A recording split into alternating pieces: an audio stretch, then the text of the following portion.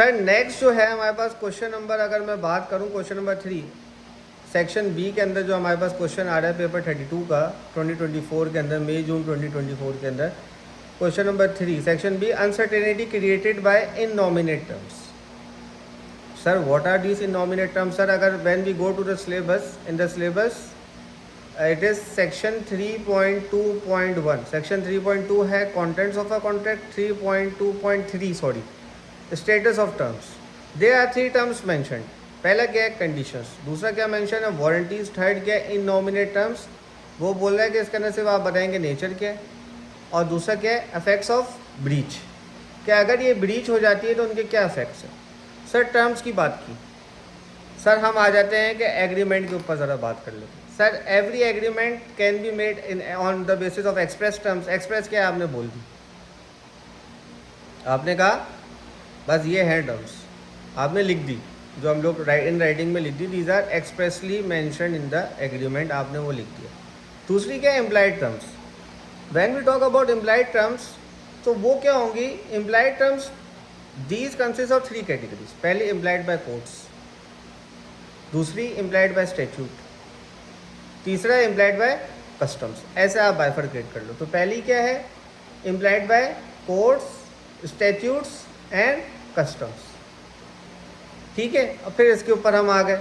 अब इसके अंदर जो भी टर्म ऑफ अ कॉन्ट्रैक्ट है, whether it is express term, whether it is implied term. अभी इम्प्लाइड को और ओपन कर सकते हो, उसमें केसेस वगैरह मैं आपको बता देता।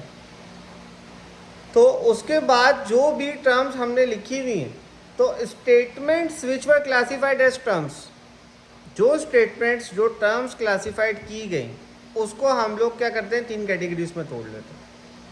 सही। और यहाँ से ये इननॉमिनेट टर्म पे मैं आपको लेके आ रहा हूँ, यहीं पर जो है लोग जो है वो मिसिंग कर जाते हैं। जो टर्म्स हैं वेदर एक्सप्रेस और इम्प्लाइड, जो आपने वो हुई थी स्टेटमेंट्स जो हैं, जो को टर्म्स कंसिडर किया, अब उसके ऊपर बात हो रही है कि इनकी क्या कैटेगराइजेशन है। वो क्या है? पहली ऐसा कंडीशंस, दूसरी हमारे पास क्या है? वारंटीज, तीसरा क्या है? इननॉमिनेट टर्म्स। अब सर पहली चीज़ क्या है? पहली चीज़ मैं आपसे बोलता हूँ कि एक है कंडीशन।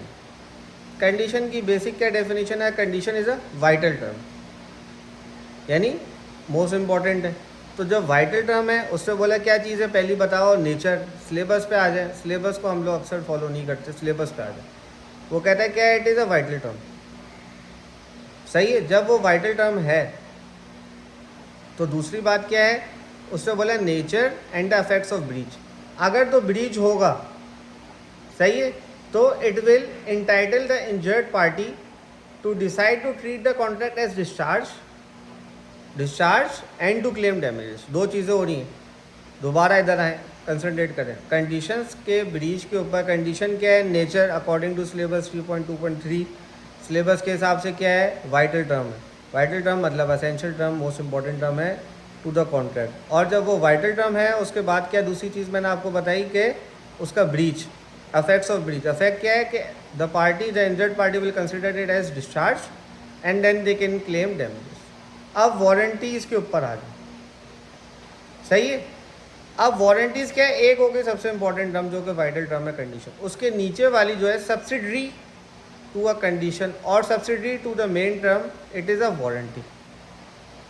सही है। सब्सिडरी जो उसके नीचे लेवल पे आएगी, वो क्या हो गई? आपके पास वारंटी हो गई। और when a warranty is breached, so it will not be considered as discharge, but the injured party can claim damages. सही है। Injured party can claim damages, but it will not, the contract will not be considered as discharge. और तीसरा जो सवाल हमारे पास आया, वो आया किसके ऊपर? इननॉमिनेट टर्म्स के ऊपर। Innominate terms are those terms which will be decided by the court, ये लिख लें, which will be decided by the court whether it will be considered as a condition और whether it will be condition as a guarantee, sorry warranty. So whether it will be considered as a condition or whether it will be considered as a warranty, तो दोनों तरफ हो सकती हैं। सही है। इसके जो डिसीजन के ऊपर आप जाएंगे तो वो दोनों तरफ हो सकती है। I hope that I have made it clear. अब क्वेश्चन नंबर 5 को अगर आप स्टडी करेंगे तो ये जो चीज़ है डैमेजेस वगैरह के ऊपर, सिविरिटी ऑफ ब्रीच के ऊपर, ये चीज़ें आप कंसिडर करेंगे, आपका इजीली ये क्वेश्चन हो जाएगा। Hope that it helps you answer the questions.